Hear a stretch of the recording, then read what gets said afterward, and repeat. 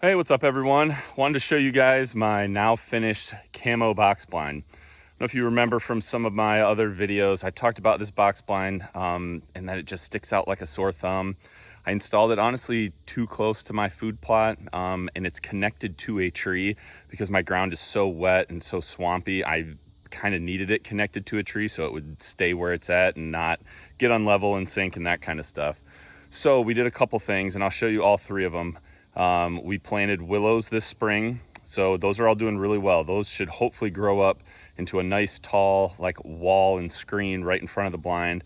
We also used some plot screen from Northwoods. That is actually doing pretty well, and I know I can do it better next year now that I've tried it and know that it works and kind of know where I failed. But we also camoed up the box blind with a whole bunch of garland and fake Christmas trees. So that's what I want to show you here right now. All right, so really quick, here's kind of the layer of cover that I'm trying to do to hide this box blind. So first we've got the Northwoods plot screen, which I know next year I can do better on. It's honestly doing better than I thought, given the circumstances of having to install this with a rake. But I know it'll grow in my soil. It's growing really fast. Like I said, it's doing a lot better than I thought it would. Behind that, which will be really the long-term screen, is a whole bunch of willows down here. Those cuttings are all doing really well. We put most of them in this year. They're probably, I don't know, 2 to 3 feet. They're growing really fast in that low spot. All right, so here it is now. So all the fake Christmas trees and garland are up there. I mean, it certainly is not worse than what it was. I think it definitely adds a lot of texture. It's still a little boxy, but the outline of it, the outline of the windows and stuff is definitely broken up better than it was. I got these Christmas trees at Menards. I think it was either January or February after the Christmas season. They were really cheap. They were like $5 to $10 for a tree and a couple bucks, $1 or $2 for each strand of garland. This is at the corner of my blind where the number one stand, that little food plot trail is. All right, here's the back end of the food plot, which is straight in front of the blind. And this is where I think it does a really nice job. Definitely a lot better than what it was before from that before picture. And it really too, when you get back into the woods, it also does a really nice job. Before, even with the leaves up, man, you could be 50, 75 yards in the woods and kind of walking toward this food plot and you could make out the blind. It wasn't that difficult, and especially when the leaves start falling and stuff, it only gets worse. So this angle, another one where I think it does a nice job helping break up that outline a little bit and just give it some texture. All right, here's kind of the third side of it. This is where kind of our horseshoe shaped food plot trail is. And I'm actually under some hinge cuts here. This thing looks sweet from that trail with all the hinge cuts kind of in front of the trail and this blind. But instead of trying to film through that and walk on that trail, I'm just right under them right now so you guys can get a good look at it.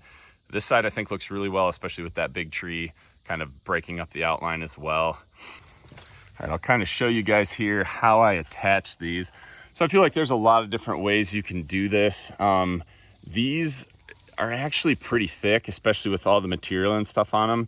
So I didn't think a staple gun would work. And I also didn't really think like U-shaped nails. I thought that might be kind of a challenge. And I guess I didn't really know how well that would hold up long term. So I had a whole bunch of like 1.5 inch, 1 5/8 drywall screws.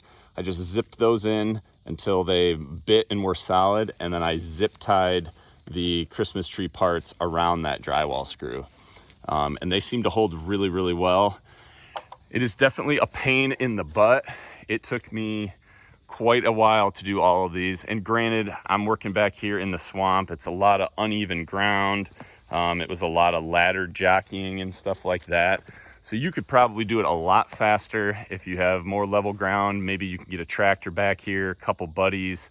I think you can definitely move a lot faster than what I did. So another thing to note, not all Christmas trees, fake Christmas trees, are created equal. So if you look at this side, I actually started on this side and I wish I would have used a different tree because these branches are much smaller and kind of the needles of them are not nearly as thick or as long. And you can see there's a lot more kind of like open, parts of the blind, which I think is fine. I think it still does a good job, but it's not nearly as good as like if we walk over to this side, what some of these bigger fake Christmas tree branches do. They just cover a lot more. You can really make them pop out a lot more. It takes a lot less time with those bigger ones than a lot of these small ones. So I guess if you're gonna try this, just know that, take a look at those Christmas trees. I would buy the ones that have the biggest branches, thickest needles, and save yourself some time.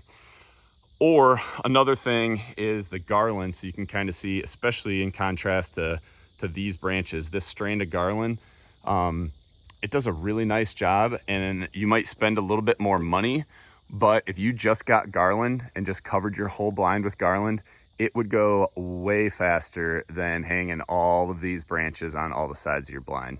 Just something to think about if you guys want to try this. I like it. I think it's helping. It certainly isn't hurting, so we'll see how the deer react to it this year.